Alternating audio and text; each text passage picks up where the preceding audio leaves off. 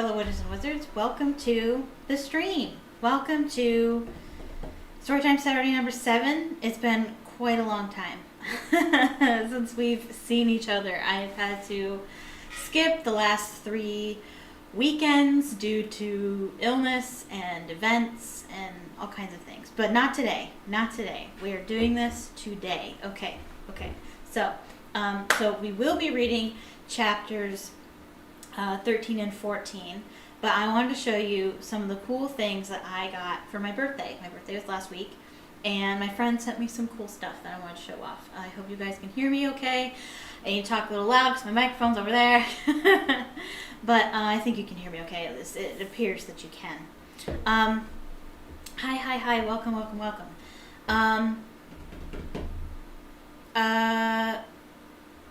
Should I start saying? I don't know.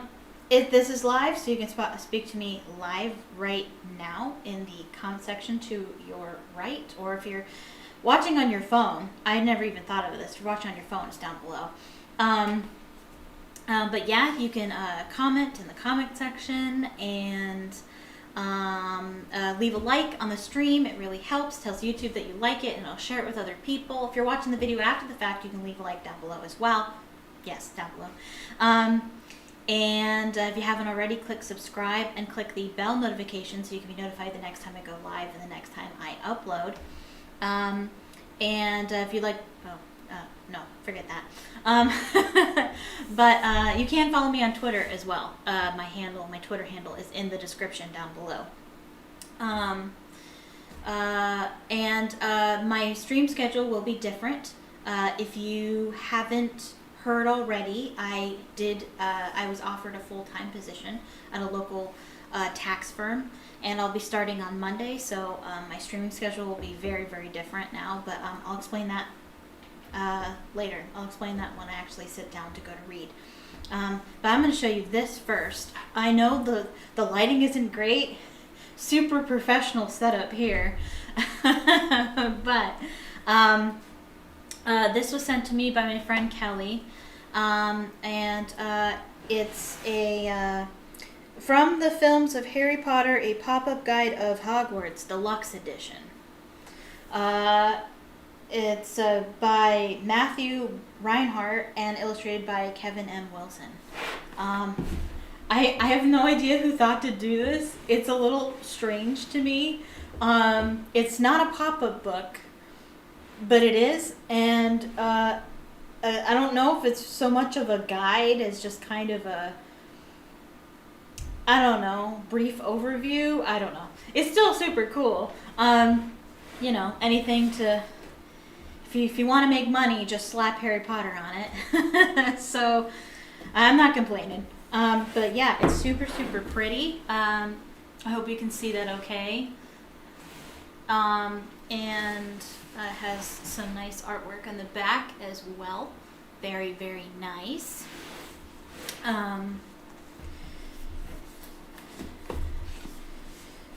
Walks out like that. I already took a peek at this. I already saw everything that's in it. But I just wanted to show you guys. That's the front of this book. It's not really a book. I mean, it looks like a book, but it's not. You'll understand what I mean when I open it up. But there's that, and then the back of it has the Hogwarts crest. It's a little hard to see, but it has like an imprint of the crest on the back. And I'll show you kind of what it looks like up close. Forgive the wobbliness of this. I would film it over there where the lighting is best and everything, but I don't have, my webcam isn't wireless, and I would have to drag my whole computer over there, and I don't even know if that's even possible. So you're coming with me, so I can show you this. I gotta make sure that you can actually see it. So it's a pop-up book, and it's quite elaborate. Look at this. Like, I can't even really show it to you because it requires 2 hands. But it's like massive and exceptionally detailed. And it has like special like bits and whatnot. What actually you're supposed to do with this is you're actually supposed to put it together and make a map that looks like this. And so that's what I'm going to do. And I will show you more of the details, and I'll be able to use, I won't necessarily need both hands to show you everything. So I'm going to put it together, and I kind of tried to put it together earlier. So we'll see how that works. Yeah, no, it's pretty amazing. It's like super detailed. But my table isn't, hopefully my table is big enough, but you're actually supposed to put it together like a map. I did it earlier, kind of. Thank you, Julia. Appreciate it. Let's see. How did I do this earlier?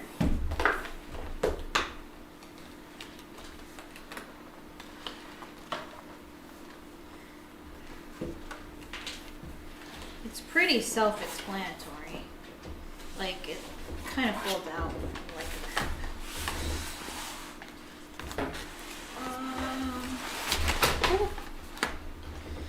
There's Hogsmeade. There goes Hogsmeade. Okay. Hogsmeade goes over here. Yeah, my table's not quite big enough. Oh, there goes Hogwarts. Alright. Where is the Forbidden Forest? Back it up, back it up, back it up, back it up.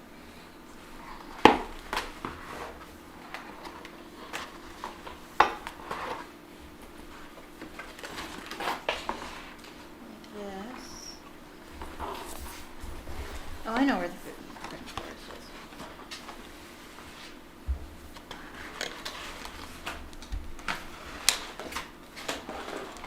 is. Ooh, it's big and elaborate.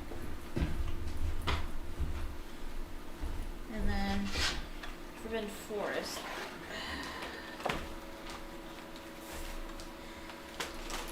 It's right there. Okay, and there's a way to... it's big. There's a way to kind of put it together, I think.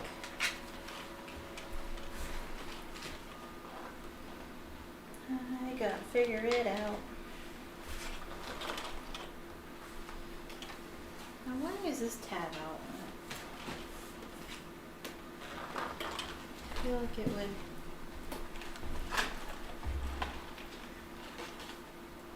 fit together somehow.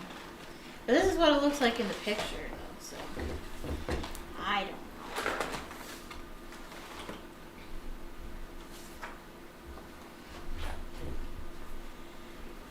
know. In the picture, it looks like this is in the center. Yeah, no, it looks like that. Theirs looks so much more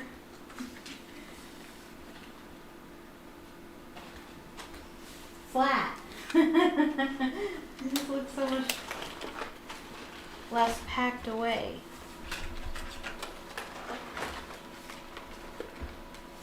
Yeah, I don't know how to do that though. I thought there was a way that you can hook it together, but I guess not. Kind of looks like there is, but it's not really made that way. Come on. I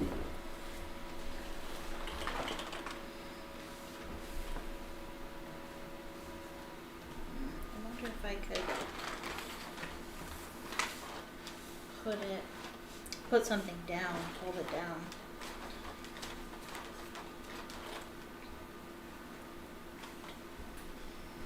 But anyway, it kind of looks like this. And I'm gonna see. Oh, actually, I do have my books here. I can hold it down.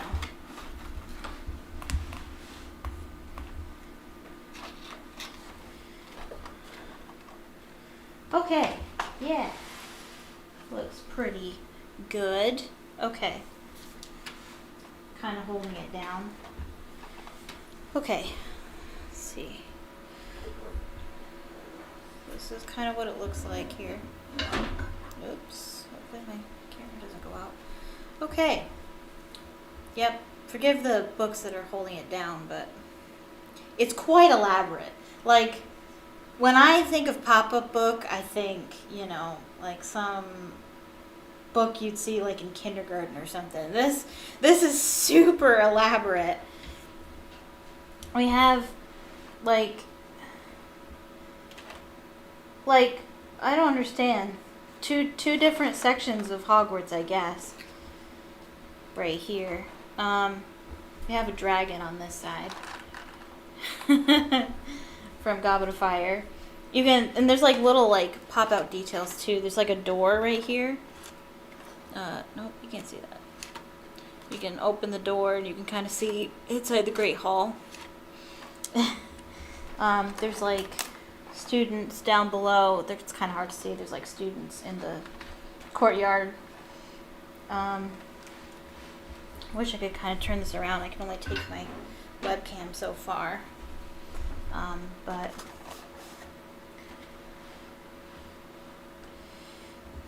there's other stuff right here and descriptions and stuff. We have the 3 heroes. I looked at this earlier and I was like, it says 3 heroes here. And then you open it and it's like Hermione and Harry. Where's Ron? Because like Ron is not immediately obvious. What you have to do is you have to pull this tab here and then he pops up there. Kind of hard to see. I'm sorry about that, but yeah, he's there. He's hidden, but he's there.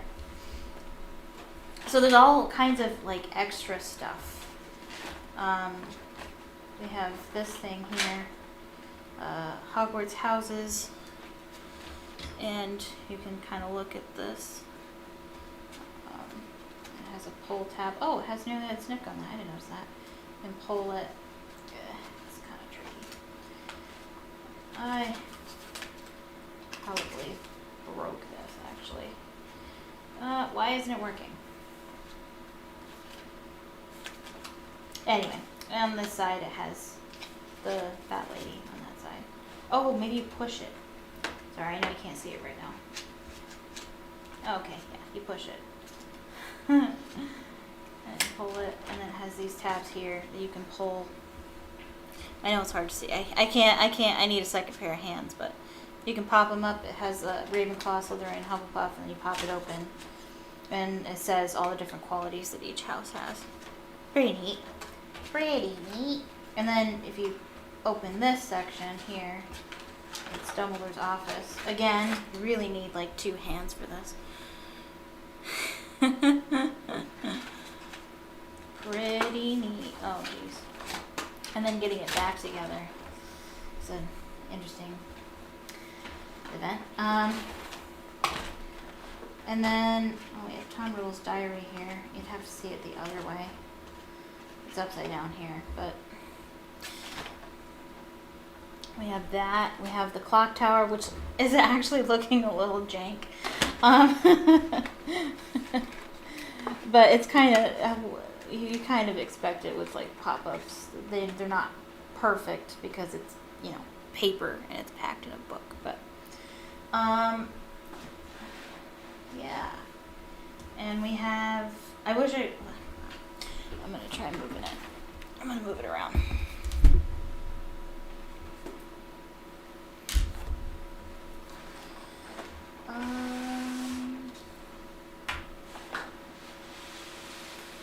We have the Forbidden Forest here. The Forbidden Forest. You can, oh my goodness, I didn't even see this stuff. What is this? What am I pulling? What? I have no idea. There's pull tabs and stuff. Go ahead and here, I'm gonna adjust this real quick. I think I'm gonna fold it back up to make it easier to kind of see the different stuff.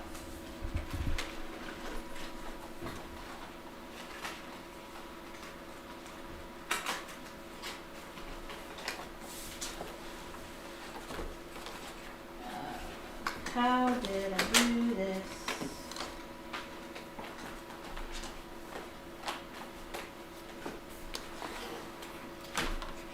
Oops.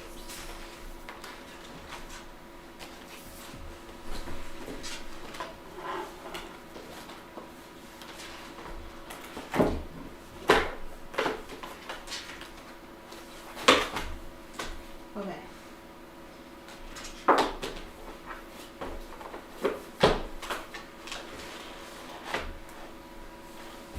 Hogwarts. Well, a part of Hogwarts. And here's the other part of Hogwarts.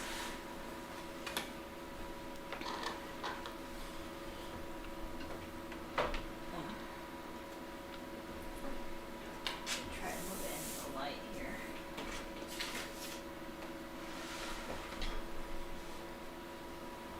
Yeah, the janky clock tower. Yeah.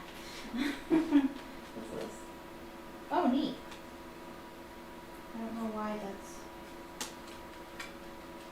popped out. Yeah. There's the Chamber of Secrets.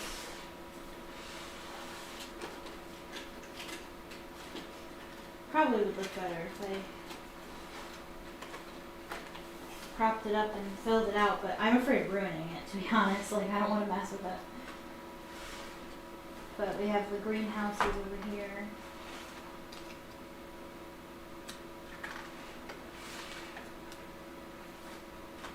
Pretty neat.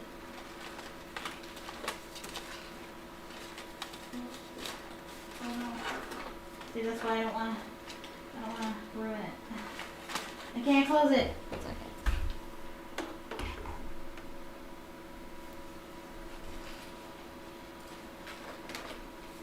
Okay.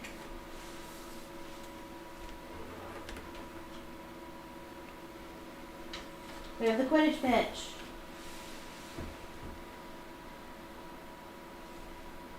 You can see all the different, they have different Quidditch players zooming around in there. Is there something I can pop out? Oh yeah, that's neat. Oh, it's like they're flying. Neat.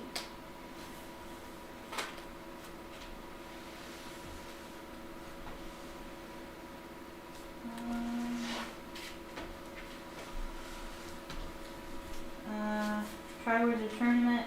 This pop out. Pretty cool. Golden Entertainment's Coup, which is the second task of the tournament. Triword's Cup is encircled by 3 dragons. Very nice. You see that okay? Yeah. Good. Mentors on the Quidditch pitch. Oh, wow, that's so cool. the pop-outness is really, really cool. And then, oh, I'm going to show you this. Okay.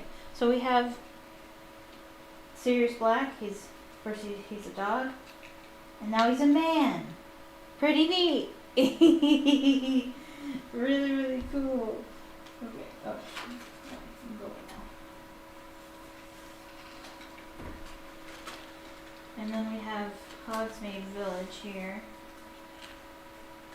And I don't get this bit. I don't get this pop out bit. I don't want to ruin it. Like I said, I don't want to make it stand up. Does it have a pull-out thing? It does, but I don't know what the pull-out thing does. Oh, it just makes it pop out. Okay. I know. I'm sorry. I know you can't see it. Okay. Neat. And then we have this, the Marauders map. Oh, that's so cool. Oh, you open it, and like the way you open it, like it's really hard to see because this is more of a two-handed deal. But when you move in a certain way, it makes, you see Harry there? Harry's up here, and then Peter Pettigrew is down here. When you open it a certain way, it makes it look like they're moving. It's so cool. And like they even have like a tab under the footprints, so it looks like the footprints are actually moving. Very, very cool. Hogsmeade Village. Very, very nice. Move that down. And then the Forbidden Forest, which Hagrid's hut is struggling a little bit. You can pull it up like that. You can pull on the car tab and it starts flying. There's like, it's hard to see, but there's like spiders right here. Whee!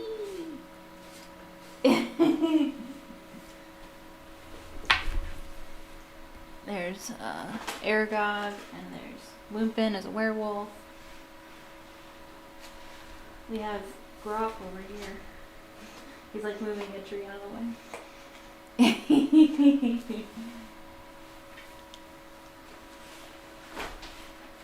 Is there anything over here? There's Umbridge and the Centaurs right there.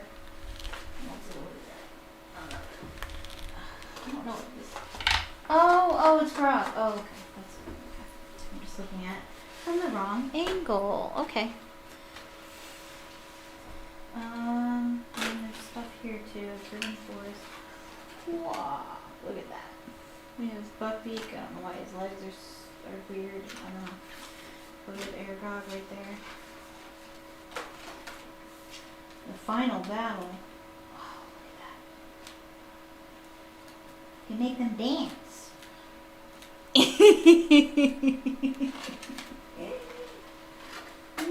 Yeah, really, really cool. I haven't read any of it. I don't really need to. I doubt it's any new information, but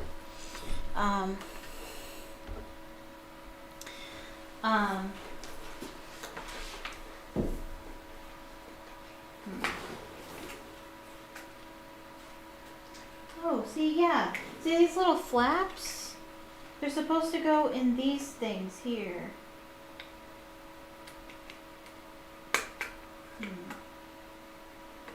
I think. That would make sense to me.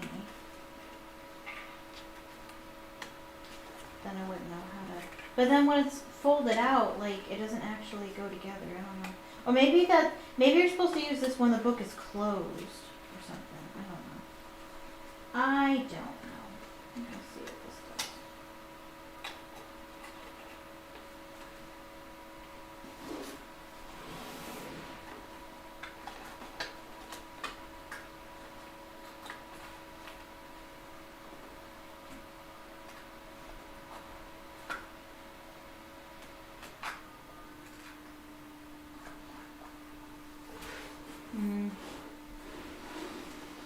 Maybe.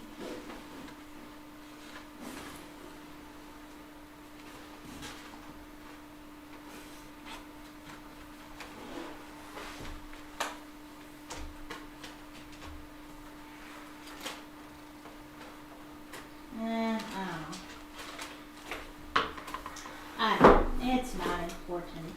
It's not like I'm gonna be doing this regularly. It's just a cool little thing you can do. Neat! I know I'm in front of the camera and you can't see anything.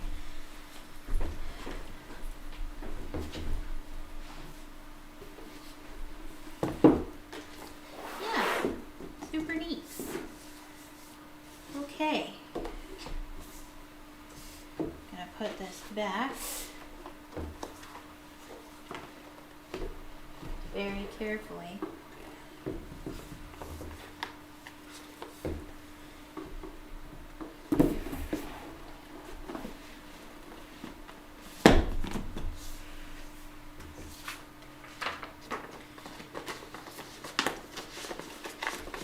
So that is the Harry Potter Pop-Up Guide to Hogwarts. Like I need a guide to Hogwarts. But I like it anyway. I know my camera's kind of messed up. And thinking of moving my table back.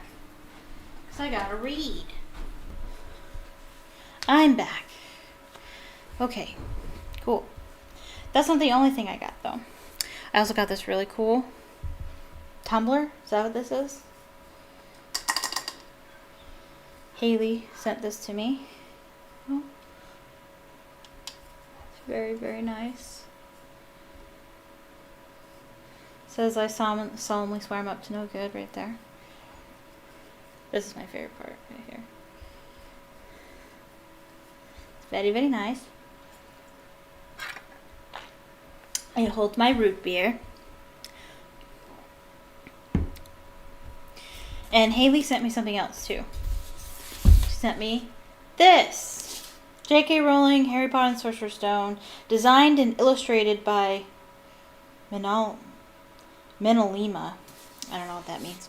Anyway, it's an interactive, fully illustrated version of Sorcerer's Stone. Like, there's already, like, a bigger fully illustrated version, which is the one I sent to her for, she's having a baby, so I sent one for her baby.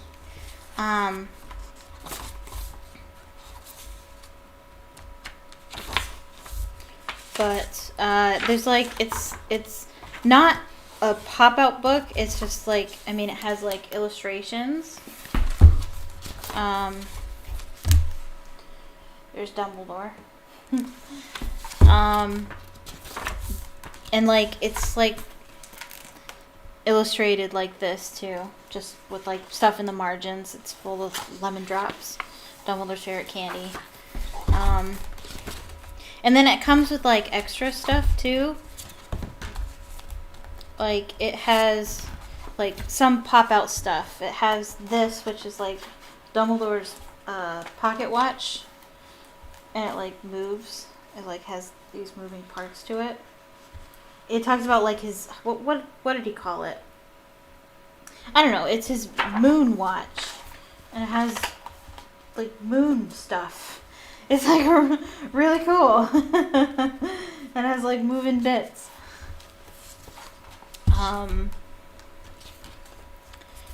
And it has all kinds of stuff. I think every chapter has like a special like illustration for it, and what else? What else? It's really, really neat. It has like an actual like Hogwarts acceptance letter in here somewhere. Oh, whoa, what's this? That's interesting. It has the Dursley house there, and like it shows all the different rooms and stuff. And Harry moved into the second bedroom, and it's covered with owls because he's being stalked by the Wizarding World, essentially. And I'm skipping over lots of illustrations. I don't want to go through every illustration, but I just want to show some of the cool stuff that's in this. See, there's an actual acceptance letter here for Harry, Mr. H. Potter. The floor, hut on the rock, the sea. And it actually opens up. You can fold it down.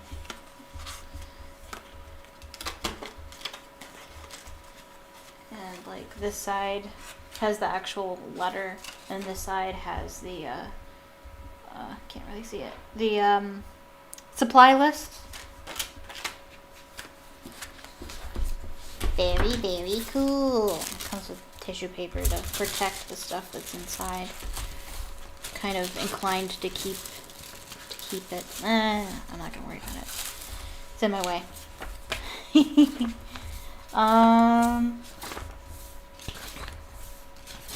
It might be fun to read from this. The only problem I have with reading this one to you guys is this one has my notes in it, and I'm not writing in this. Like, you couldn't really write in it unless you wrote in pen, but I'm not writing in this. Something else too. Oh yeah, it has Diagon Alley, and it's like a pop out. Like you can see the bricks pulling away, and then it like here's that side. It has Ilops, Owl Emporium, it has Flourish and Blots, Gamble and Japes, the joke shop over here, and nope, it's hard to do one-handed. And the other side over here too opens up. Stop, get up, let go, let go. Other side opens up. They have the apothecary, and then the Quidditch shop. I forget what it's called. They have Ollivanders over there too. Neat. And then you have Gringotts in the center. That's hard to see, but yeah, we have Gringotts in the center. Very, very nice. What else? What else? I didn't go through the whole thing. I only went through the chapters that we've been through already. That I've read already.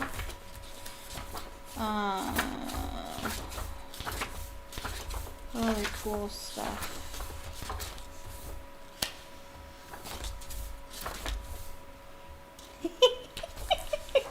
I don't think I've seen this.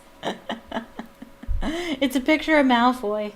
You forget that they wear pointy hats as part of their uniform because they don't wear it in the movies. And I think even J.K. Rowling ditches them for the rest of the books because you don't really hear much of them. But there's Draco in his pointy hat.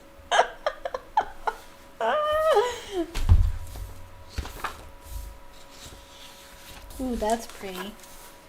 You have Hogwarts up in the corner, and the students down at the bottom in boats coming up to it.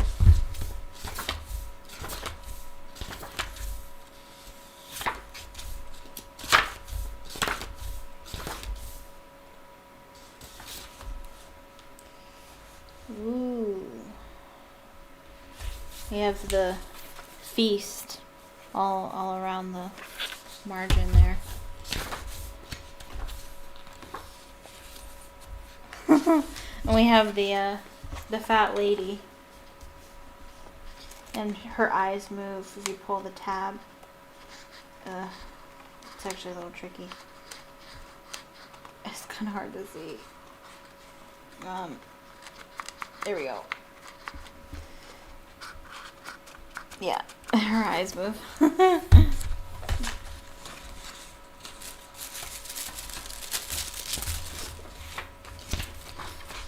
The potions master. Oh yeah, and then for Christmas, I think. Isn't this Christmas? Oh no. Oh, we'll get there.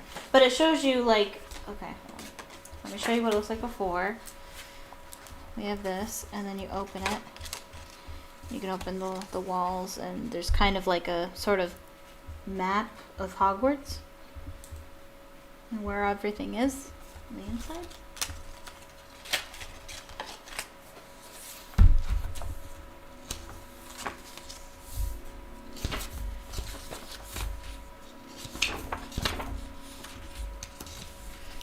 I think that's Peeves the Poltergeist right there.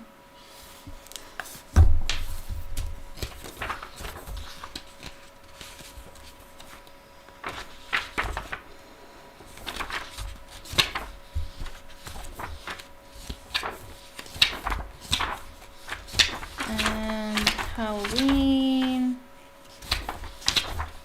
And then Quidditch.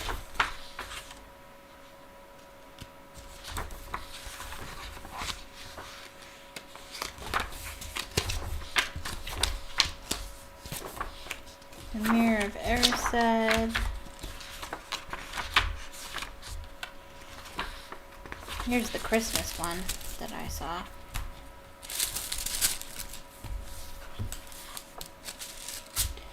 But you have the Great Hall and what it looks like normally, and then you flip it up, right?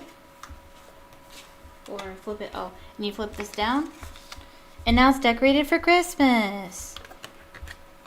See, normal, Christmas.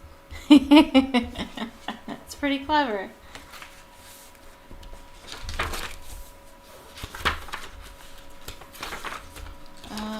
I think that's the last thing that I saw. And I don't know if I'll go through the rest of it. But I'll have to read this on my own, I think. Because I want to, because this one has my notes in it. It's not my original copy. This is one that I bought for my college class. It has all my notes in it from the class and from just reading it in general, whereas this is fun and cute, but it doesn't have my notes in it. And really the whole point of me reading Harry Potter is to go over it, to analyze it, and to go over my annotations and to enjoy the book that way rather than just reading it for fun. But I'll probably read that on my own, so exciting. I'm going to throw this out. I'll be right back.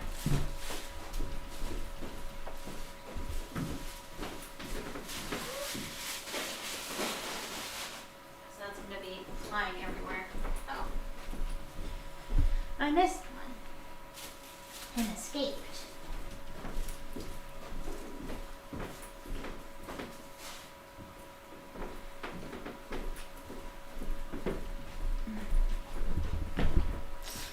Okay. Okay. So, now we can read.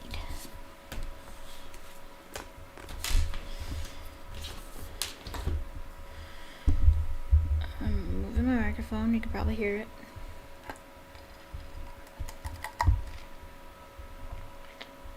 Metallic-y. Because it's brand new, so it tastes like metal. I washed it beforehand, though. Okay. Just that a little bit. I don't know.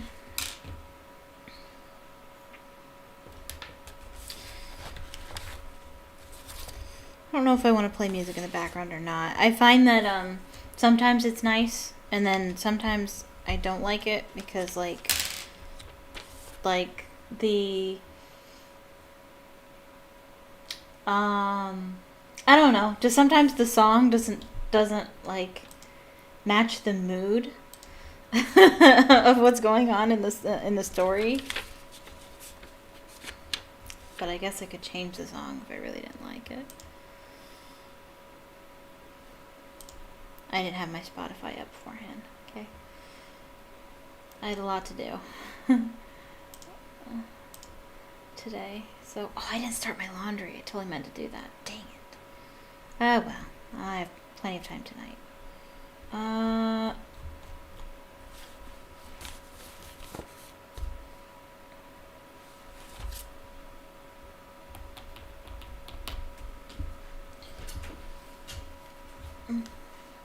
I'll put the music on.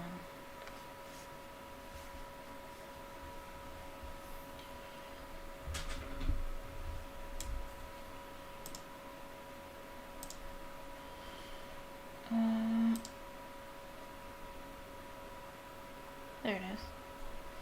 It's kind of hard to hear, but it's a quiet part of the song. So it's the prologue, so it's really quiet. Turn it up a little bit. Let me know if the music is too loud or too quiet or whatever. It's gonna be quiet right now, but as always, let me know what the audio is like, if it's good or not. Okay, so we're on chapter 13, Nicolas Flamel. We are almost done. We're very, very close to finishing. Oh, shoot, I forgot. I should talk about this. So, I mentioned earlier, if you didn't know, that I do have a full-time job now. I start on Monday. So I'll be working Monday through Friday from 8 a.m. to 5 p.m. So my stream schedule will be very different. I actually won't be streaming regularly anymore. I'll be streaming Saturdays. Every Saturday, what we're doing right now, I'm still going to do. Storytime Saturdays are very dear to me. We will be doing this. I will have to work some Saturdays, but that's only until tax season ends. I might still even stream even if I'm working. If I am working and I don't want to stream, I'll let you know. But the idea is to stream on Saturdays still. But what I might do is stream Sundays as well. Or I was even thinking maybe streaming Friday nights and then working on uploads on Sunday. I still want to upload to my channel. My channel's still going to be a thing. I just won't be uploading quite as much as before or streaming as much as before. Streaming instead of 5 days a week, 1 day a week, essentially. And I'll still try to upload regularly. I want to finish everything that I've started. I still want to finish all my games, all my Sims save files and everything. I'll still finish those things. It's just, it might take a while. It might not come up as often. And as far as streaming stuff, like, I want to continue to stream the things that I've already started to stream. You know how I'm streaming my Sherlock Holmes games? I want to continue to stream those. So I'll probably stream on Friday night. I might even stream on Sundays if I feel up to it. But the things that I have started to stream, I'm going to continue to stream, just not as often. And the things that I have started to upload, I'm going to keep uploading. First and foremost, my book is going to come first. That's the way it has been. So during the week, I'm going to work on my book in the evenings. And I'm going to still work on my Patreon story as well. I'm going to alternate days when I work on my novel and when I work on Patreon. And then Friday nights, I'm thinking of streaming or uploading, depending on what I want to do. Saturdays, still doing this right here, Storytime Saturday. And then Sundays, either stream or upload, depending on what I feel like doing. But I have found I streamed randomly, not randomly, I guess. I streamed last week, I think it was, on Friday evening. And I had more viewers than I usually get. So I'm thinking like Friday nights might be better than, like I said, on Sunday afternoon. I think Friday nights are a really good time to stream. So I might stream Friday nights and then upload on Sunday afternoons. But we'll see. We'll just play it by ear, see how it goes. Yeah. So I'm not going anywhere. I'm just going to do things differently. So continue to stick around. You can support me on Patreon if you want to. You don't need to. It's not such a big deal. But yeah, I'm still going to be around, so don't worry about that. Okay, now I'll read. Okay, so Chapter 13, Nicolas Flamel. Dumbledore had convinced Harry not to go looking for the Mirror of Erised again, remember? And for the rest of the Christmas holidays, the invisibility cloak stayed folded at the bottom of his trunk. Harry wished he could forget what he'd seen in the mirror as easily, but he couldn't. He started having nightmares. Over and over again he dreamed about his parents disappearing in a flash of green light while a high voice cackled with laughter. We're almost done. Chapter 13 and 14 tonight, and then 15 and 16 next Saturday. And then 17 and Chapter 1 of Chamber Secrets the Saturday after that. I'm very excited. The closer we get to the later books, the more fun I'm going to have, because the later books are way better. I'm excited.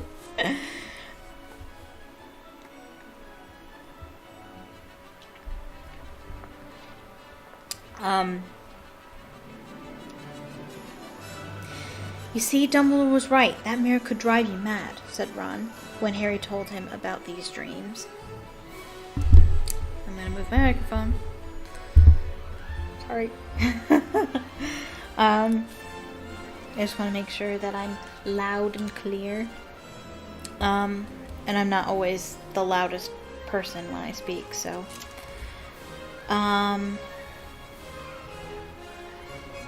Where was I? Hermione, who came back the day before term started, looked took a different view of things. She was torn between horror at the idea of Harry being out of bed, roaming the school 3 nights in a row, if Filch had caught you, and disappointment that he hadn't at least found out who Nicolas Flamel was. They really need Wizard Google. Because like, I Googled him earlier to learn how to spell his name, and he came right up. It wasn't an issue at all. They had almost given up hope of ever finding Flamel in a library book, even though Harry was still sure he'd read the name somewhere. Once term had started, they were back to skimming through books for 10 minutes during their breaks. Harry had even less time than the other two, because Quidditch practice had started again.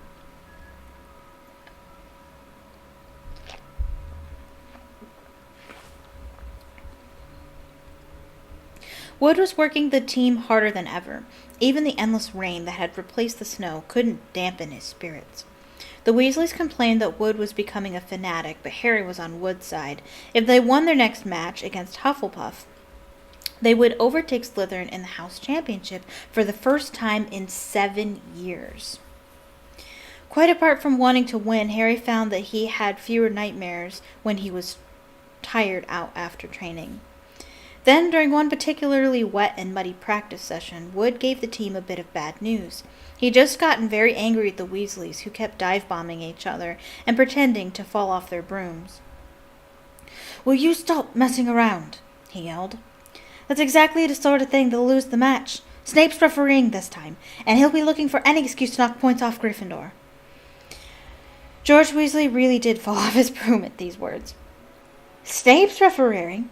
he spluttered through a mouthful of mud.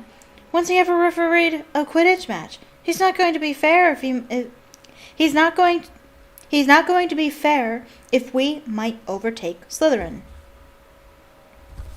Yeah, I know. Refs are supposed to be unbiased. Like, that's the point of being a referee. Like that's like the number one rule of being a referee is you have to be unbiased.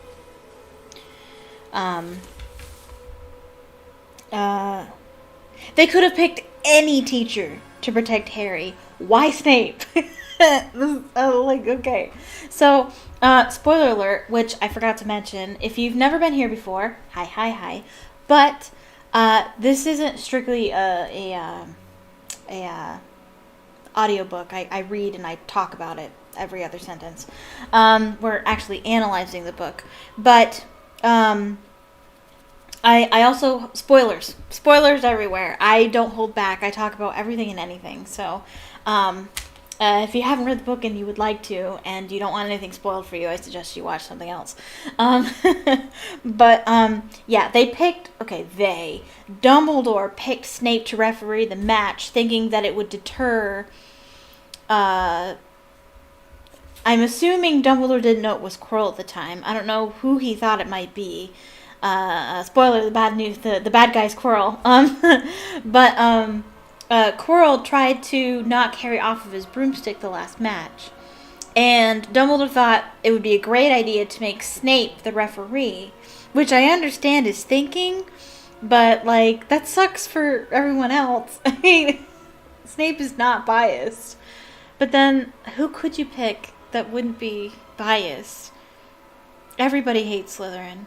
So, like, every teacher hates Slytherin except Snape. I don't know. Snape probably volunteered. That's kind of Snape's deal, protecting Harry for his own personal reasons. But it begs the question, why Snape? They could have picked anybody. I don't know what makes Snape so much more powerful than any other teacher. I don't know. They ask those questions all the time. Who would win in a duel? You know, Snape or McGonagall? That's a tough one. Who would win that? I don't know. I think they're pretty equally matched. But, I mean, people used to ask those questions all the time. I'm sure they still do. Who would win in a duel? And you'd sit down and talk about it. It's one of those, like, just fun conversation topics that Harry Potter fans have with each other.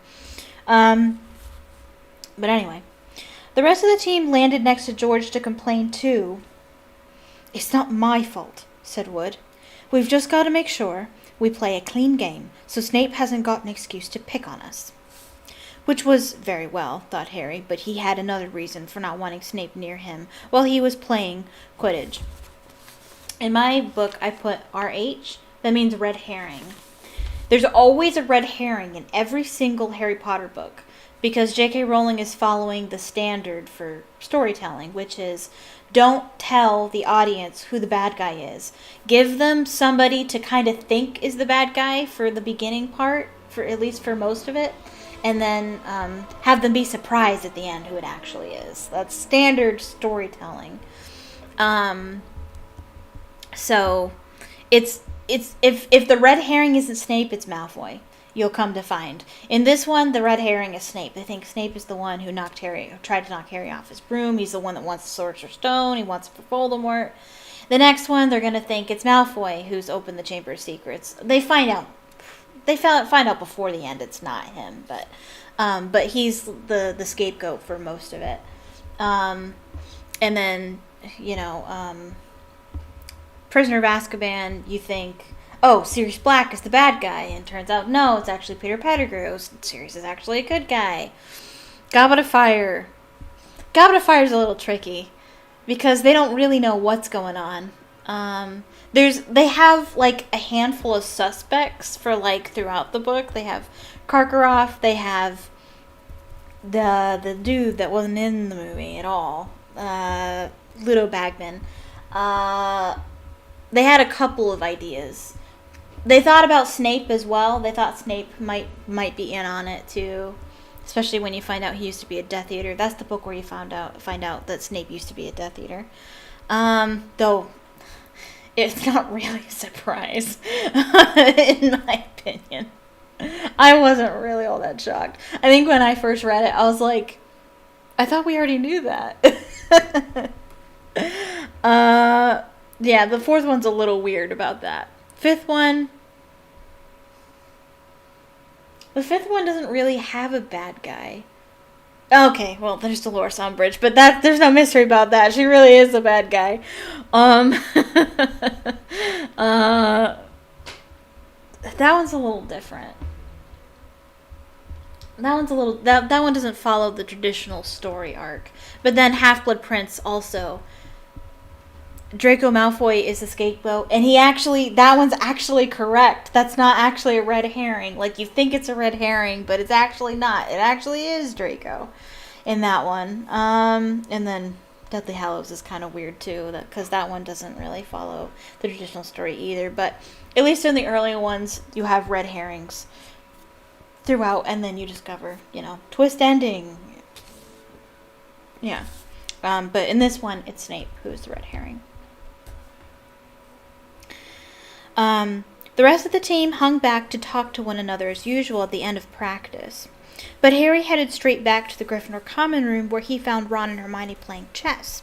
Chess was the only thing Hermione ever lost at, something Harry and Ron thought was very good for her. Why can't Hermione do chess? I don't know. I think J.K. Rowling just wanted to give Ron something. He's useless at everything else. Let's give him something. It's not the only thing, though, that Hermione can't do.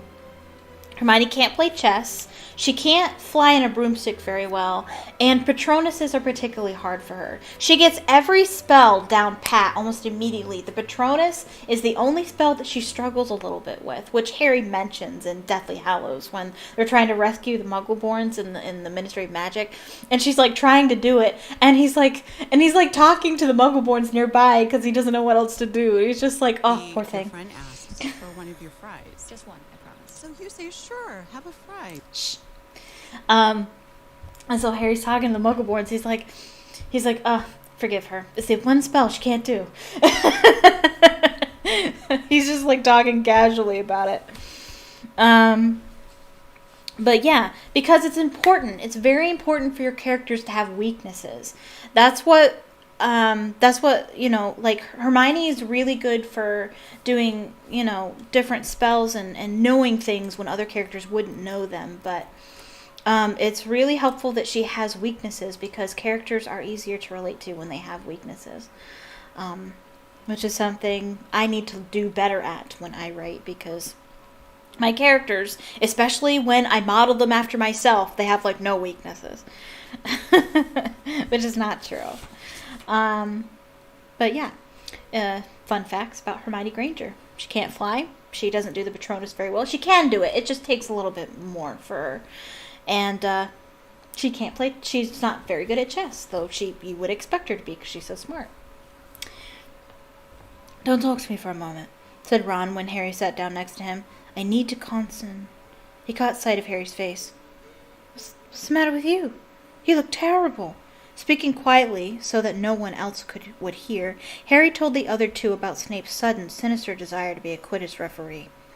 Don't play, said Hermione at once. Say you're ill, said Ron. Pretend to break your leg, Hermione suggested. Really break your leg, said Ron. It was one of my favorite parts in the entire book, is this dialogue. I can't, said Harry. There isn't a reserved seeker. I know, right? Like, you're not going to find another seeker. He's the youngest there is. Like, you're not going to find better. If I back out, Gryffindor can't play at all. At that moment, Neville toppled into the common room. How he had managed to climb through the portrait hole was anyone's guess, because his legs had been stuck together with what they recognized at once as the leg locker curse. He must have had to bunny hop all the way up to Gryffindor Tower, because no one bothered to help him all the way up. This is a deleted scene from the movie, and it's probably my favorite deleted scene. Yeah, that's the one. Yeah, that's the one where they're studying for their exams, and oh man, it's so funny. I don't know if that quote's even in the book. Like, it's one of those scenes that's not in the book, but it really should have been. And one of the ways where I often say this, I know it's controversial, but in a lot of ways, I think the movies are better than the books.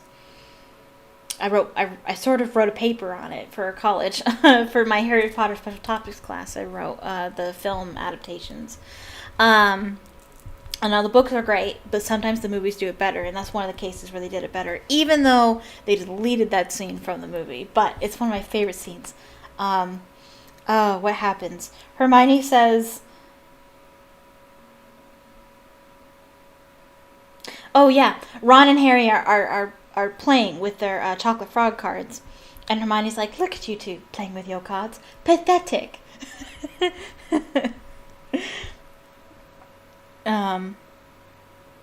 And then she's like, you should be studying for your exams. And Ron's like, I'm ready. Ask me any question.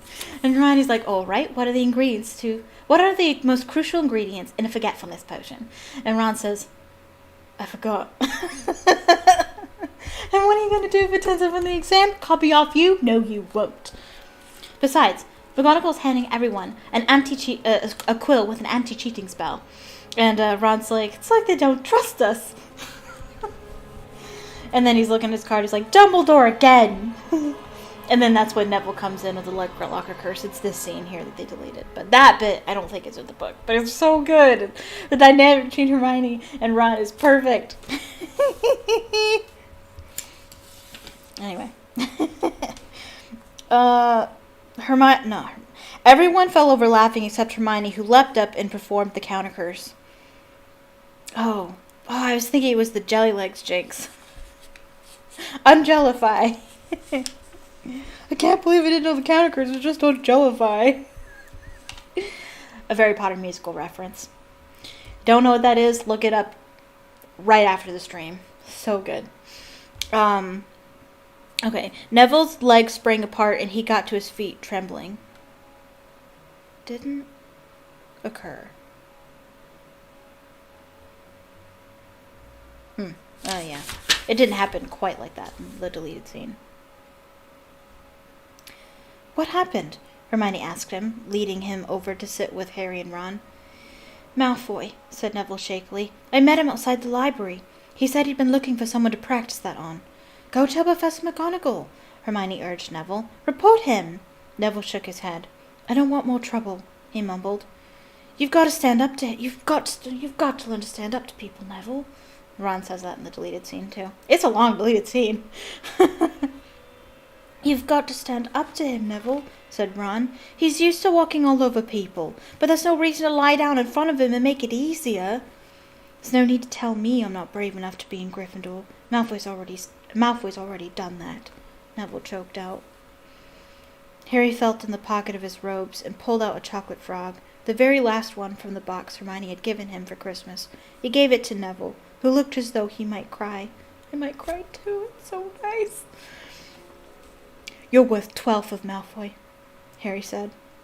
The Sorting Hat chose you for Gryffindor, didn't it?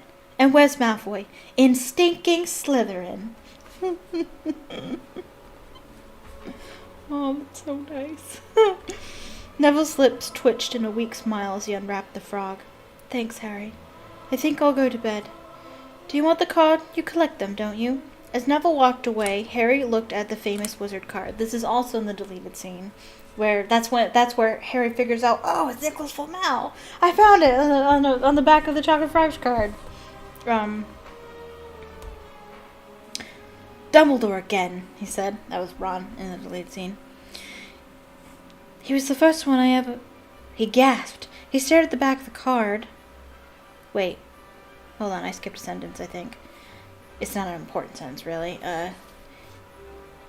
As Neville walked away, Harry looked at the famous wizard card. Dumbledore again. He was the first one I ever... He gasped. He stared at the back of the card, then he looked up at Ron and Hermione. I found him, he whispered. I found Flamel. I told you I'd read the name somewhere before. I'd read it on the train coming here. Listen to this. Dumbledore is particularly famous for his defeat of the Dark Wizard Grindelwald in 1945, for the discovery of the 12 uses of dragon's blood, and his work on alchemy with his partner Nicolas Flamel. Hermione jumped to her feet. She hadn't looked so excited since they'd gotten back the marks for their very first piece of homework. Stay there, she said, and she sprinted up the stairs to the girls' dormitories. Harry and Ron barely had time to exchange mystified looks before she was dashing back an enormous old book in her arms. I never lot to look in here, she whispered excitedly. I got this out of the library weeks ago for a bit of light reading. Light?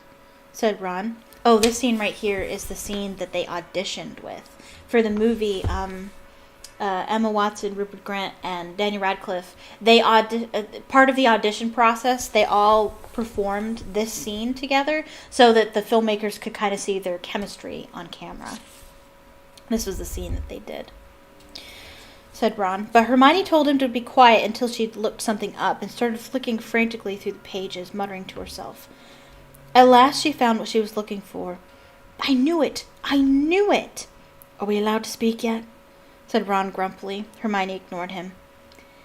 Nicolas Flamel, she whispered dramatically, is the only known maker of the Sorcerer's Stone. This didn't have quite the effect she'd expected. The what? Said Harry and Ron. Oh, honestly, don't you two read? Look, read that there. She pushed the book toward them, and Harry and Ron read. The ancient study of alchemy is concerned with making the Sorcerer's Stone, a legendary substance with astonishing powers. The stone will transform any metal into pure gold. It also produces the elixir of life, which will make the drinker immortal. There have been many reports of the Sorcerer's Stone over the centuries, but the only stone currently in existence belongs to Mr. Nicolas Flamel, the noted alchemist, an opera lover. Mr. Flamel, who celebrated his 665th birthday last year, enjoys a quiet life in Devon with his wife, Pernell, 658. He's probably passed now, because we know that they destroy the stone at the end. Dumbledore tells Harry that they have agreed to destroy the stone, him and Flamel.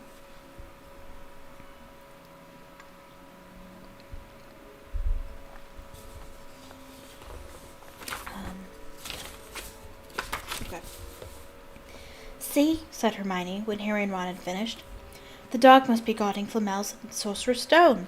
I bet he asked Dumbledore to keep it safe for him, because they're friends, and he knew someone was after it. That's why he wanted the stone moved out of Gringotts. A stone that makes gold and stops you from ever dying, said Harry. No wonder Snape's after it. Anyone would want it. And no wonder he couldn't find Flamel in the study of recent developments in wizardry, said Ron. He's not exactly recent if he's 665, is he? Exactly. I think I mentioned that earlier when we read that. The next morning in Defense Against the Dark Arts, while copying down different ways of treating werewolf bites, Reference to POA? Doubt it. I don't know. Well, J.K. Rowling did think ahead, but I doubt she did that. I think she just put that there to put it there. I don't think it means anything. Harry and Ron were still discussing what they'd do with the Sorcerer's Stone if they had one. It wasn't until Ron said he'd buy his own Quidditch team that Harry remembered about Snape and the coming match. I'm going to play, he told Ron and Hermione. If I don't, all the Slytherins will think I'm just too scared to face Snape. I'll show them. It'll really wipe the smiles off their faces if we win. Just as long as we're not wiping you off the field, said Hermione. That sounds like Ron. Hermione said that. Maybe I should say that again with a more Hermione-ish voice. Just as long as we're not wiping you off the field, said Hermione. As the match drew nearer, however, Harry became more and more nervous. Whatever he told Ron and Hermione, the rest of the team wasn't too calm either. The idea of overtaking Slytherin in the House Championship was wonderful. No one had done it for 7 years. But would they be allowed to, with such a biased referee? Harry didn't know whether he was imagining it or not, but he seemed to keep running into Snape wherever he went. At times he even wondered whether Snape was following him, trying to catch him on his own. He probably is. I didn't think about that. Potions lessons were turning into a sort of weekly torture. Snape was so horrible to Harry. Could Snape possibly know they'd found out about the Sorcerer's Stone? Harry didn't see how he could. Yet he sometimes had the horrible feeling that Snape could read minds. He kind of can. If he performs legitimacy. Occlumency is the opposite. It's protection from mind reading. Snape does legitimacy, which is the reading of minds.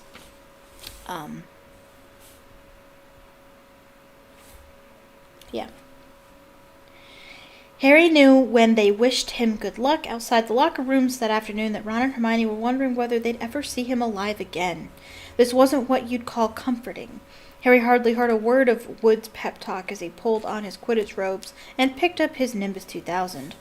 Ron and Hermione, meanwhile, had found a place in the stands next to Neville, who couldn't understand why they looked so grim and worried, or why they had both brought their wands to the match.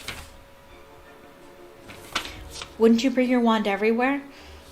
That's what I'd do. Little did Harry know that Ron and Hermione had been secretly practicing the leg locker curse. They'd gotten the idea from Malfoy using it on Neville, and were ready to use it on Snape if he showed any sign of wanting to hurt Harry. Well, that'll stop him. The leg locker curse. They're first years. They don't know any better.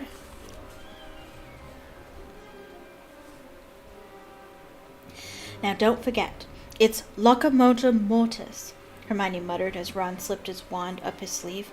I know, Ron snapped. Don't nag. Back in the locker room, Wood had taken Harry aside. Don't want to pressure you, Potter, but if we ever need an early capture of the snitch, it's now. Finish the game before Snape can favor Hufflepuff too much. The whole school's out there, said Fred Weasley, peering out of the door. Even, blimey, Dumbledore's come to watch. You mean he didn't come to watch the first one? That would have been really helpful, Dumbledore. But now that I think about it, he totally would have done something about the broom if he was there. That is an interesting point. Harry's heart did a somersault. Dumbledore, he said, dashing to the door to make sure. Fred was right. There was no mistaking that silver beard. Harry could have laughed out loud with relief. He was safe. There was simply no way that Snape would dare to try to hurt him if Dumbledore was watching. That's the kind of confidence and strength and courage that you get from a man like Albus Dumbledore. Perhaps that was why Snape was looking so angry as the teams marched onto the field, something that Ron noticed too. I've never seen Snape look so mean, he told Hermione. Look, they're off. Ouch! Someone had poked Ron in the back of the head. It was Malfoy. Oh, sorry, Weasley. Didn't see you there. Malfoy grinned broadly at Crabbe and Goyle. Wonder how long Potter's going to stay on his broom this time. Anyone want to bet? What about you, Weasley? Yeah. Nah. I don't like you. Ron didn't answer. Snape had just awarded Hufflepuff a penalty because George Weasley had hit a bludger at him. Hermione, who had all her fingers crossed in her lap, was squinting fixedly at Harry, who was circling the game like a hawk, looking for the snitch. You know how I think they chose people for the Gryffindor team? Said Malfoy loudly a few minutes later, as Snape awarded Hufflepuff another penalty for no reason at all. It's people they feel sorry for. See, there's Potter, who's got no parents, then there's the Weasleys, who've got no money. You should be on the team, Longbottom. You've got no brains. Neville went bright red, but turned in his seat to face Malfoy. I'm worth 12 of you, Malfoy, he stammered. Yeah. Malfoy, Crabbe, and Goyle howled with laughter. But Ron, still not daring to take his eyes from the game, said, You tell him, Neville. Longbottom, if brains were gold, you'd be poorer than Weasley, and that's saying something. Ron's nerves were already stretched to the breaking point with anxiety about Harry. I'm warning you, Malfoy. One more word. Ron, said Hermione suddenly. Harry! What? Where? Harry had suddenly gone into a spectacular dive, which drew gasps and cheers from the crowd. Hermione stood up, her crossed fingers in her mouth, as Harry streaked toward the ground like a bullet. You're in luck, Weasley. Potter's obviously spotted some money on the ground, said Malfoy. Ron snapped. Before Malfoy knew what was happening, Ron was on top of him, wrestling him to the ground. Neville hesitated, then clambered over the back of his seat to help.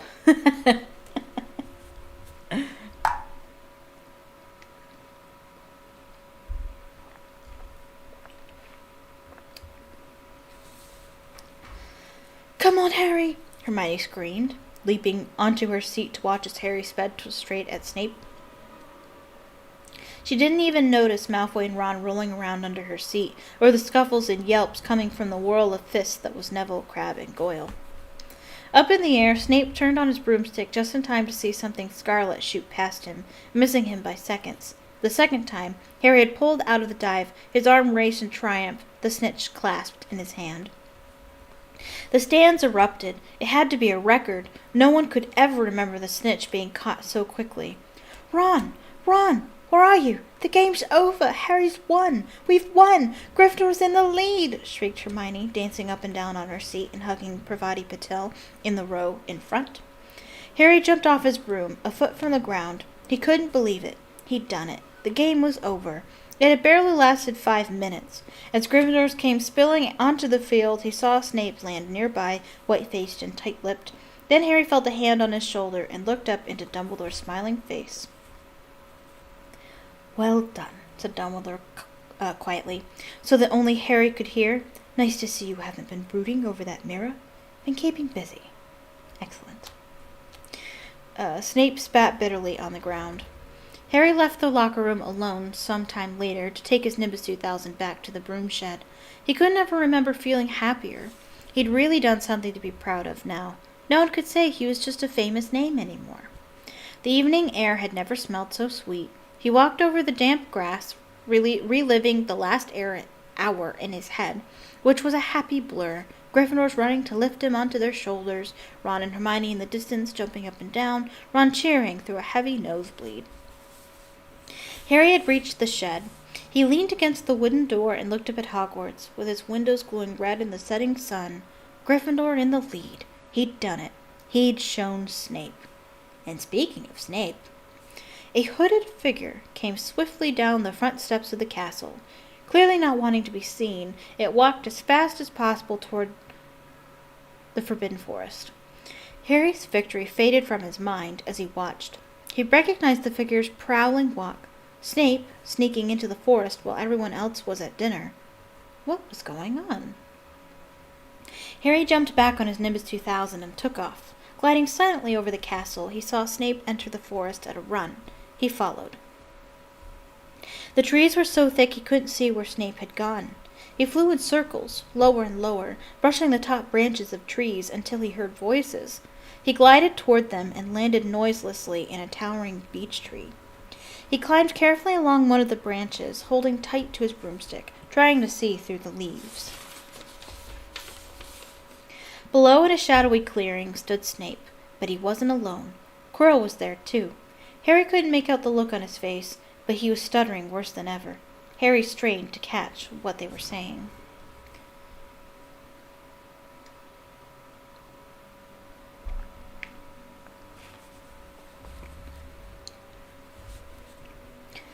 Don't know why you wanted to meet me here of all places, Severus.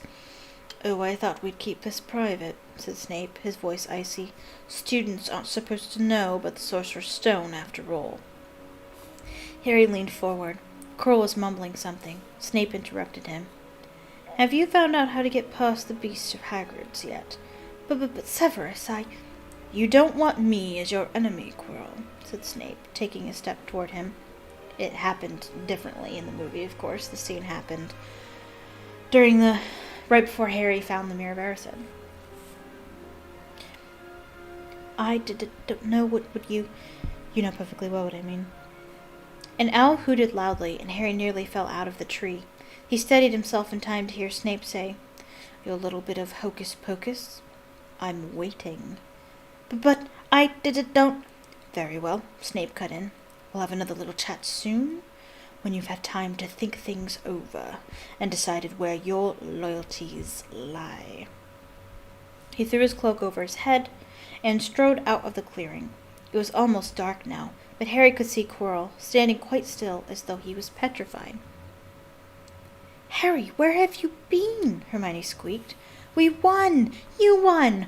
We won! Shouted Ron, thumping Harry on the back, and I gave Malfoy a black eye, and Neville tried to take on Crabbe and Goyle single-handed. He's still out cold, but Madame Pomfrey says he'll be all right. Talk about showing Slytherin. Everyone's waiting for you in the common room. We're having a party. Fred and George stole some cakes and stuff from the kitchens, because they know where it is, as they'll show us in Goblet of Fire. Never mind that now, said Harry breathlessly. Let's find an empty room. You wait till you hear this. He made sure Peeves wasn't inside before shutting the door behind them. Then he told them what he'd seen and heard. So we were right. It is the Sorcerer's Stone, and Snape's trying to force Quirrell to help him get it. He asked if he knew how to get past Fluffy, and he said something about Quirrell's hocus-pocus.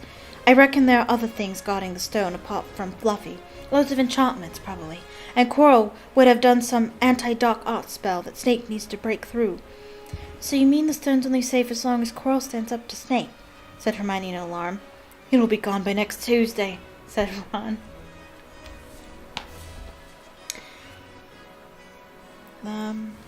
Yeah, in the movie, that's Hermione's line. In the movie, Hermione says something about enchantments around the stone. But it's Harry this time. Interesting. Alright, so that's the end of chapter 13.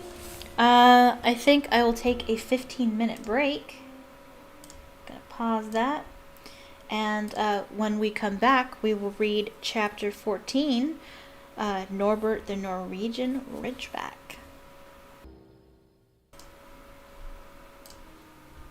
Hi. Welcome back. Welcome back.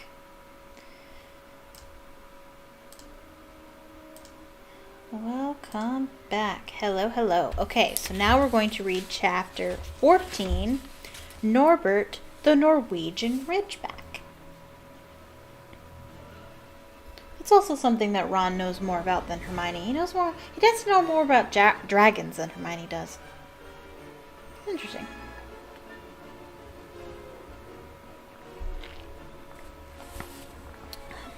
Alright. Quirrell, however, must have been braver than they'd thought. In the weeks that followed, he did seem to be getting paler and thinner, but it didn't look as though he'd cracked yet. Every time they passed the third-floor corridor, Harry, Ron, and Hermione would press their ears to the door to check that Fluffy was still growling inside. Snape was sweeping about in his usual bad temper, which surely meant that the stone was still safe. Whenever Harry passed Quirrell these days, he gave him an encouraging sort of smile, and Ron had started telling people off for laughing at Quirrell's stutter. Hermione, however, had more on her mind than the Sorcerer's Stone. She had started drawing up study schedules and color-coding all her notes. That sounds like me in school. Harry and her Ron wouldn't have minded, but she kept nagging them to do the same. Hermione, the exams are ages away. 10 weeks, Hermione snapped. That's not ages. That's like a second to Nicolas Flamel. But we're not 600 years old, Ron reminded her. Anyway, what are you studying for? You already know it all. What am I studying for? Are you crazy? You realize we need to pass these exams to get into the second year. They're very important. I should have started studying a month ago. I don't know what has gotten into me. Unfortunately, the teachers seemed to be thinking along the same lines as Hermione. They piled so much homework on them that the Easter holidays weren't nearly as much fun as the Christmas ones. That's usually how that goes. They usually in my schooling experience, they wrap things up before Christmas. But for Easter, they give you your finals that you need to do over Easter. Or the final is when you get back from Easter. So you need to study all Easter weekend. It was hard to relax with Hermione next to you reciting the 12 uses of dragon's blood or practicing wand movements. Moaning and yawning, Harry and Ron spent most of their free time in the library with her, trying to get through all their extra work. That's something that you never see in the movies either. In every single Harry Potter book, there's always a chapter dedicated to the three of them worrying about studying. Or, Hermione studying and then Ron and Harry worrying about studying. There's always that bit in the book. There's always a portion of the book where they're worried about exams. You never even hear of the exams in the movies ever. It's like they never even happen. Except for, Chamber of Secrets, where they're canceled all of a sudden. But,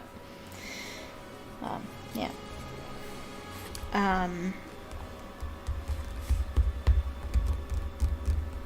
Where am I?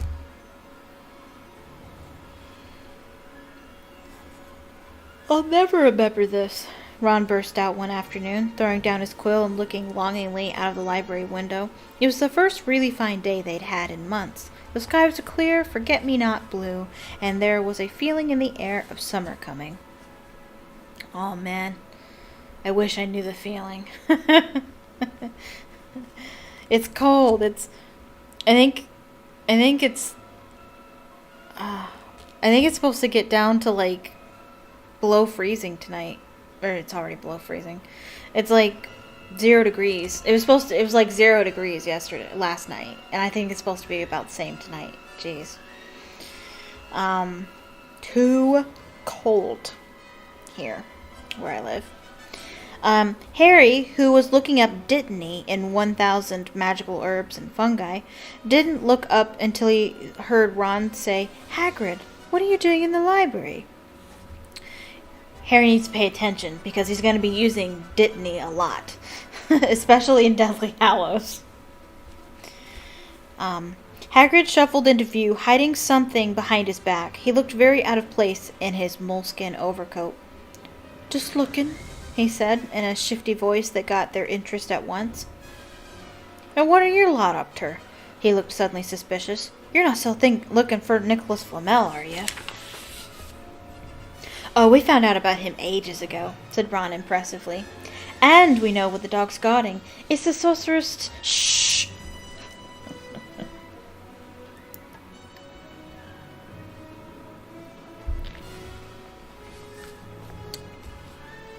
said Hagrid again. "Listen, come and see me later. I'm not promising I'll tell you anything, mind, but don't go rabbiting about it here. Students aren't supposed to know. They'll think I've told you." "See you later, then," said Harry. Hagrid shuffled off. "What was he hiding behind his back?" said Hermione thoughtfully. "Do you think it has anything to do with the stone?" "I'm going to see what section he was in," said Ron, who had had enough of working. He came back a minute later with a pile of books in his arms and slammed them down on the table. "Dragons," he whispered. "Hagrid was looking up stuff about dragons. Look at these. Dragon species of Great Britain and Ireland, from egg to inferno. A dragon keeper's guide." "Hagrid's always wanted a dragon. He told me so the first time I ever met him," said Harry. "But it's against our laws," said Ron. "Dragon breeders are outlawed by the Warlocks Convention of 1709. Everyone knows that. It's hard to stop muggles from noticing us if we're keeping dragons in the back garden." Anyway, you can't tame dragons. It's dangerous. You should see the burns Charlie's got off wild ones in Romania. But there aren't wild dragons in Britain, said Harry. Of course there are, said Ron. Common Welsh Green and Herberdine Blacks. Can't hide. They're following you. You're crazy. The Ministry of Magic has a job hushing them up, I can tell you. Our kind have had to keep putting spells on muggles who've spotted them, to make them forget. So what on earth's Hagrid up to? Said Hermione. Interesting facts about dragons. They're in England. I think there are dragons in almost anywhere in the world. You can find a certain species of dragon, I believe. I think. From what I've read.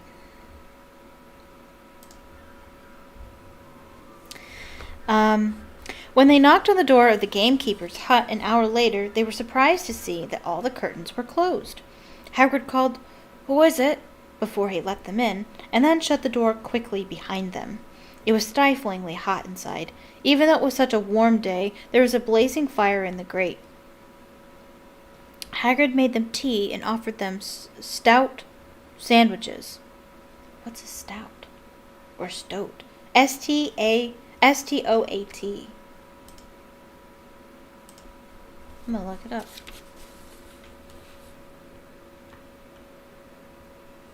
What does that sound?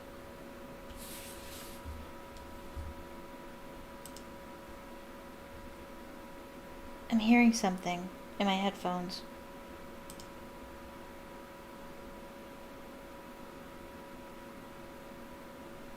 What is that?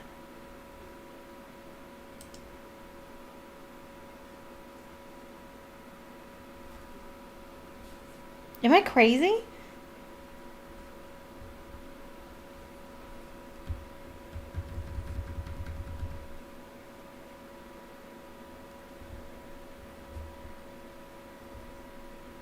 Oh! They're singing! Oh!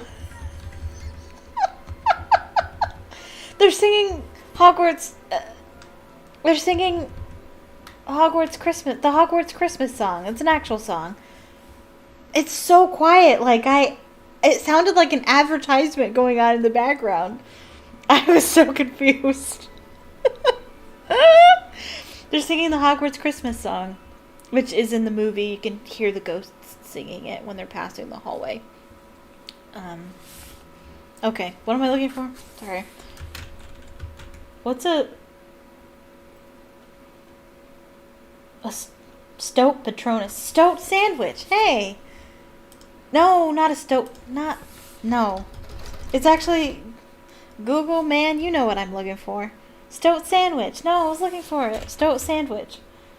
Yeah. What is it? It's in Harry Potter. That's all that tells me. A stoat sandwich is a sandwich made with the meat of a stoat.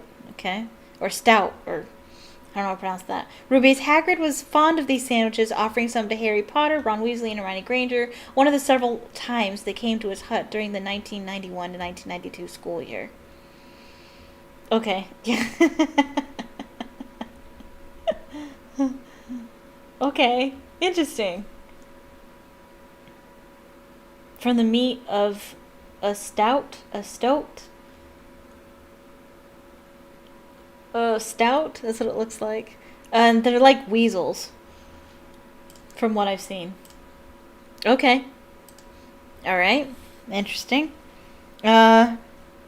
Which they refused. They refused the sandwiches. I don't know. I'm pretty hungry. I don't think I'd refuse them. So, you wanted to ask me something. Yes, said Harry. There is no point beating around the bush. We were wondering if you could tell us what's guarding the Sorcerer's Stone, apart from Fluffy. Hagrid frowned at him. Of course I can, he said. Number 1, I don't know myself. Number 2, you know too much already, so I wouldn't tell you if I could. That stone's here for a good reason. It was almost stolen out of Gringotts. I suppose you worked that out and all. Excuse me. Beats me how you even know about Fluffy. Oh, come on, Hagrid. You might not want to tell us, but you do know. You know everything that goes on around here. said Hermione in a warm, flattering voice. Hagrid's beard twitched, and they could tell he was smiling. We only wondered who has done the godding, really, Hermione went on. We wondered who Dumbledore had trusted enough to help him, apart from you.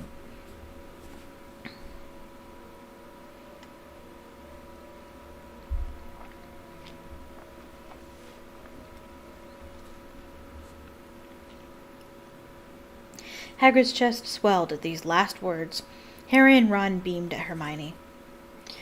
Well, I don't suppose it could hurt to tell you that. Let's see. He borrowed Fluffy from me. Then some of the teachers did enchantments. Professor Sprout, Professor Flitwick, Professor McGonagall. He took them off on his fingers. Professor Quirrell. And Dumbledore himself did something, of course. Hang on, I've forgotten someone. Oh, yeah, Professor Snape. Snape? Yeah. You're not still on about that, are you? Look, Snape helped protect the stone. He's not about to steal it. Harry knew Ron and Hermione were thinking the same as he was. If Snape had been in on protecting the stone, it must have been easy to find out how the other teachers had guarded it. He probably knew everything, except, it seemed, Quirrell's spell and how to get past Fluffy. You're the only one who knows how to get past Fluffy, aren't you, Hagrid? Said Harry anxiously. And you wouldn't tell anyone, would you? Not even one of the teachers? Not a soul knows how, except me and Dumbledore, said Hagrid proudly. Well, that's something, Harry muttered to the others. Hagrid, can we have a window open? I'm boiling. Can't, Harry, sorry, said Hagrid. Harry noticed him glancing at the fire. Harry looked at it too. Hagrid, what's that? But he already knew what it was. In the very heart of the fire, underneath the kettle, was a huge black egg. Ah, said Hagrid, fiddling nervously with his beard. That's, Where did you get it, Hagrid? Said Ron, crouching over the fire to get a closer look at the egg. It must have cost you a fortune. Won it, said Hagrid. Last night, I was down in the village having a few drinks and got into a game of cards with a stranger. Think he was quite glad to get rid of it, to be honest. But what are you going to do with it when it's hatched? Said Hermione. Well, I've been doing some reading, said Hagrid, pulling a large book from under his pillow. Got this out of the library. Dragon breeding for pleasure and profit. It's a bit out of date, of course, but it's all in here. Keep the egg in the fire, 'cause that's their mother's breath on 'em, see? And when it hatches, feed it on a bucket of brandy mixed with chicken blood every half hour. And see here, how to recognize different eggs. What I got there is a Norwegian Ridgeback. They're rare, them. He looked very pleased with himself, but Hermione didn't.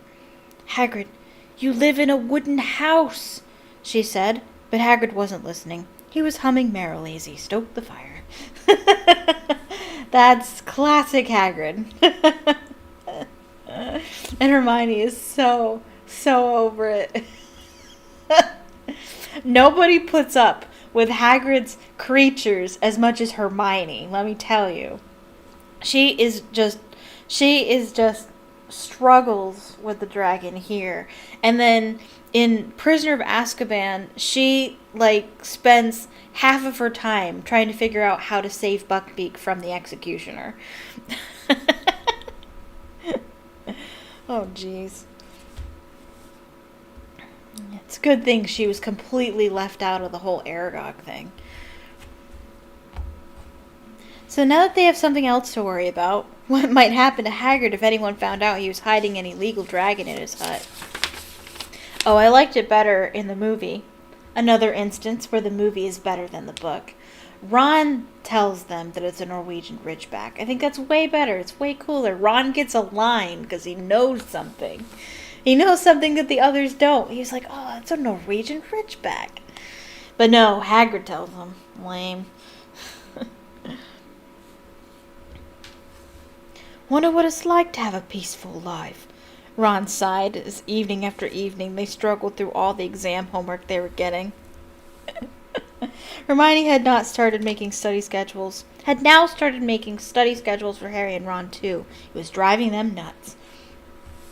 It always, whenever you're going through something really hard, you just man, I forget what it's like to live normally. And then you live normally and you completely take it for granted. But it's funny, too, that Ron says that because you better get used to this. Because things are pretty much going to not be peaceful for him for at least another 6 years.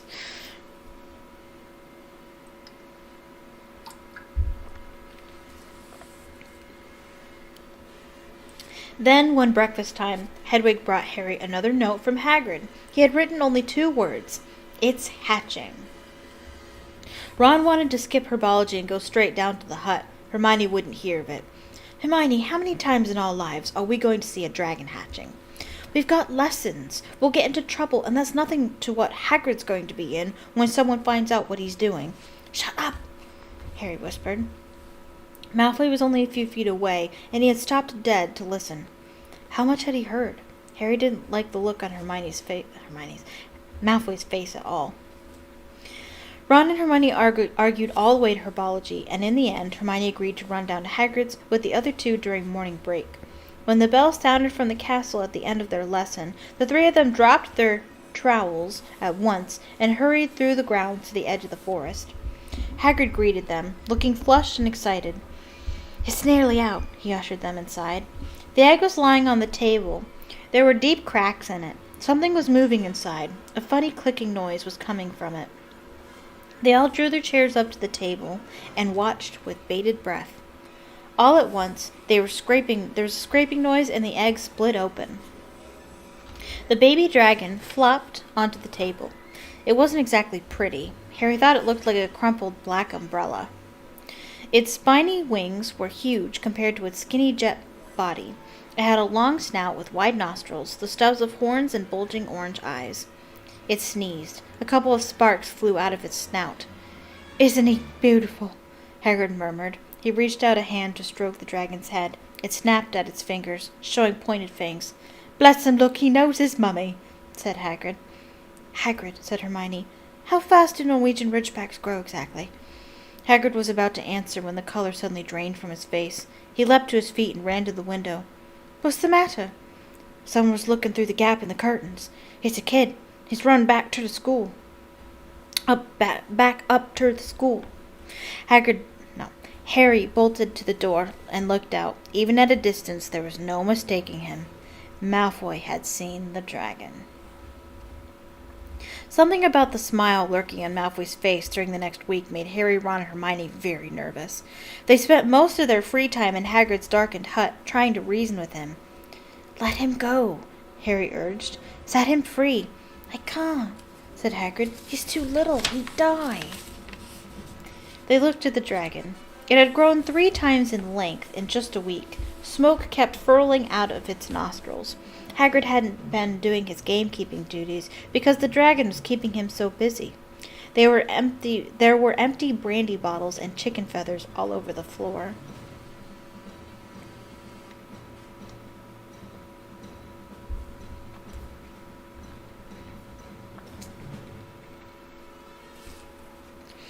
I've decided to call him Norbert, said Hagrid, looking at the dragon with misty eyes. He really knows me now. Watch. Norbert. Norbert. Where's Mummy? He's lost his marbles, Ron muttered in Harry's ear. Hagrid, said Harry loudly, give it 2 weeks and Norbert's going to be as long as your house. Malfoy could go to Dumbledore any moment. Hagrid bit his lip. I know I can't keep him forever, but I can't just dump him. I can't. Harry suddenly turned to Ron. Charlie, he said. You're losing it too, said Ron. I'm Ron, remember?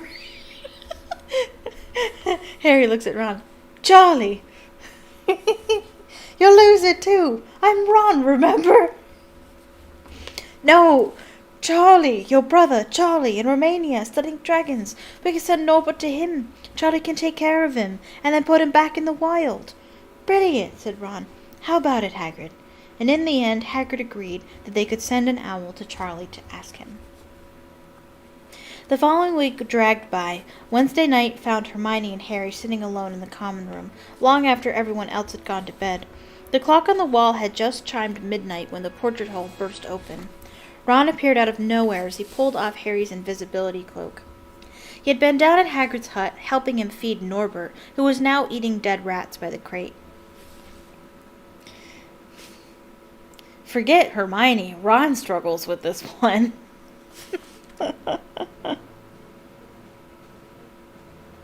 Oh, no. I was reading a note that I wrote on the side. It bit me, he said, showing them his hand, which was wrapped in a bloody handkerchief. I'm not going to be able to hold a quill for a week. I tell you, that dragon's the most horrible animal I've ever met. But the way Hagrid goes on about it, you'd think it was a fluffy little bunny rabbit. When it bit me, he told me off for frightening it, and when I left, he was singing it a lullaby. There was a tap on the dark window. It's Hedwig, said Harry, hurrying to let her in. She'll have Charlie's answer. The three of them put their heads together to read the note. Dear Ron, how are you? Thanks for the letter. I'd be glad to take the Norwegian Ridgeback, but it won't be easy getting him here. I think the best thing will be to send him over with some friends of mine who are coming to visit me next week. Trouble is, they mustn't be seen carrying an illegal dragon. Could you get the Ridgeback up the tallest tower at midnight on Saturday? Eye contact with that old faucet. It's They can meet you there and take him away while it's still dark. Send me an answer as soon as possible. Love, Charlie. It's the only brother that we never see in the movie. It's sad. We literally see every Weasley but him.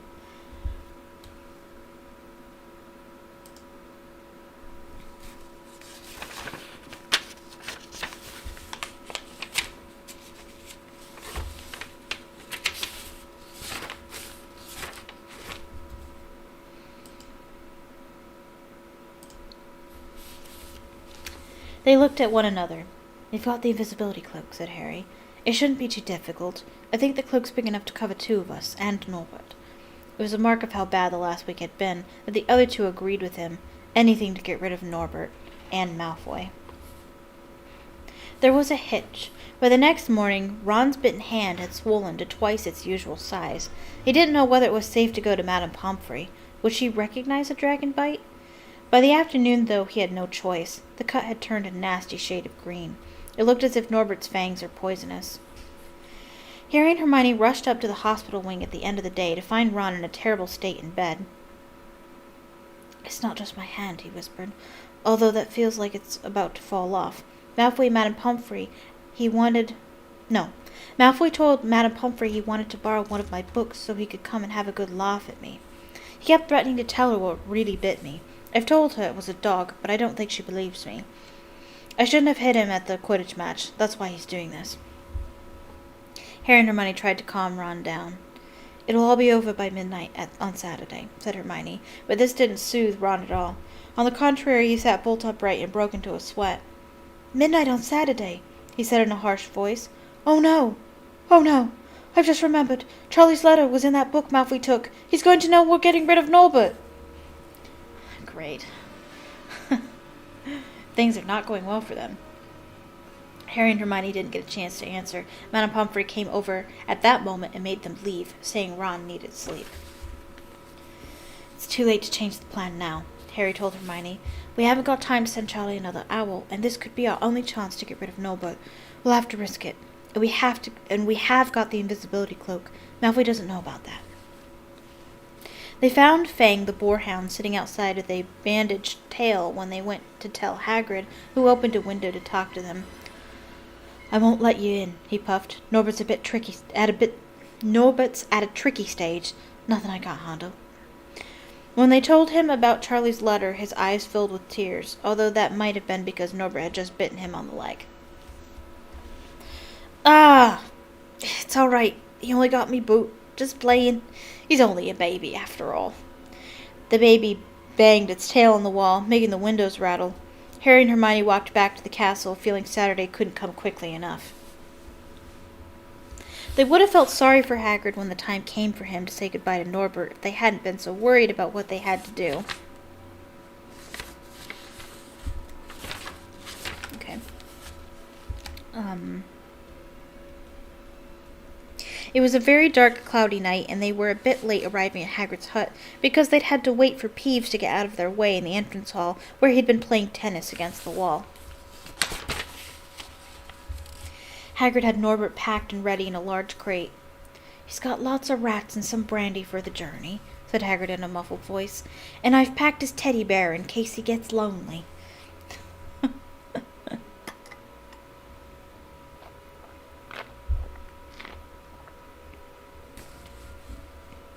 From inside the crate came ripping noises that sounded to Harry as though the teddy was having his head ripped off. "Bye-bye, Norbert," Hagrid sobbed as Harry and Hermione covered the crate with the invisibility cloak and stepped underneath it themselves. "Mommy will never forget you." How they managed to get the crate back up to the castle they never knew. Midnight ticked nearer as they heaved Norbert up the marble staircase in the entrance hall and along the dark corridors. Up another staircase, then another. Even one of Harry's shortcuts didn't make the work much easier. "Nearly there," Harry panted as they reached the corridor beneath the tallest tower. Then a sudden movement ahead of them made them almost drop the crate. Forgetting that they were already invisible, they shrank into the shadows, staring at the dark outlines of two people grappling with each other 10 feet away. A lamp flared. Professor McGonagall, in a tartan bathrobe and a hairnet, had Malfoy by the ear. "Detention!" she shouted. "And 20 points from Slytherin, wandering around in the middle of the night. How dare you! You don't understand, Professor. Harry Potter's coming. He's got a dragon. What utter rubbish! How dare you tell such lies? Come on. I shall see Professor Snape about you, Malfoy." The steep spiral staircase up to the top of the tower seemed the easiest thing in the world after that. Not until they'd stepped out into the cold night air did they throw off the cloak, glad to be able to breathe properly again. Hermione did a sort of jig. "Malfoy's got attention. I could sing." "Don't," Harry advised her. Chuckling about Malfoy, they waited, Norbert thrashing about in his crate. About 10 minutes later, 4 broomsticks came swooping down out of the darkness. I left a note that I don't understand. Charlie's friends were a cheery lot. They showed Harry and Hermione the harness they'd rigged up so they could suspend Norbert between them. They all helped buckle Norbert safely into it, and then Harry and Hermione shook hands with the others and thanked them very much. At last Norbert was gone. They slipped back down the spiral staircase, their hearts as light as their hands. Think they're missing anything? I think they're missing something. Now that Norbert was off them, no more dragon, Malfoy in detention, what could spoil their happiness? The answer to that was waiting at the foot of the stairs. As they stepped into the corridor, Filch's face loomed suddenly out of the darkness. Well, he whispered. "We are in trouble." They left the invisibility cloak on top of the tower. Oops. Won't be the last time either. It won't? That's what I wrote there. I don't know what I'm talking about. But anyway, somebody is in trouble. Oh, I totally forgot. I have it here too. I was going to show this off too. I got something else for my birthday.